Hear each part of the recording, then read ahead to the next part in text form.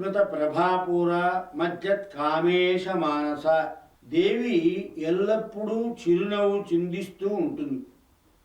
ఆ నవ్వులోని కాంతి ప్రవాహంలో కామేశ్వరుని మనస్సు ఆనందంతో మునకలు వేస్తుందని భావం.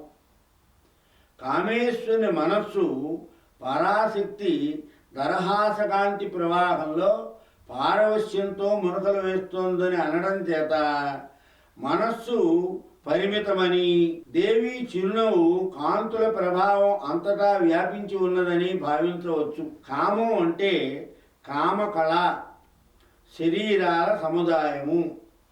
అగ్ని సోమాత్మకమైన రూపమే. అంటే కామకళల జంట యొక్క సామరస్యమే అగ్ని సోమాత్మకమైన బిందువు అని కామకళా విలాసం వివరిస్తోంది. సాధారణంగా మనస్సును విభు పదార్థం అంటారు. అంటే కంటికి కనిపించే పదార్థాలన్నిటిలోనూ మనస్సు ఉంటుందని భావం. ఇలా సర్వవ్యాపకమైన మూర్త ద్రవ్యాలలో చేరిన అపరిమితమైన మనస్సు పరమేశ్వరి కాంతి ప్రవాహంలో మునకలు వేస్తోంది అనడంలో ఆమె ముఖ సందర్శనం చేత మనోలయం అవుతుందని భావం.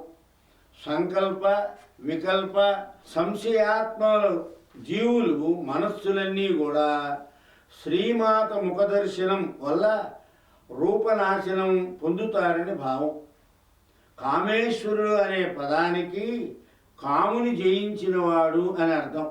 కనుక వాని మనస్సును కూడా దేవి తన చిరునవ్వు కాంతిలో లీనం చేసుకుంటుంది. సమస్త వాంఛలు దేవి చిరునవ్వులో లీనమవుతాయని ఇందులోని తాత్పర్యం. మందస్మిత దర్శనం చేత మనస్సు రాగరహితమై బ్రహ్మానందం పొందుతుంది అని భావన.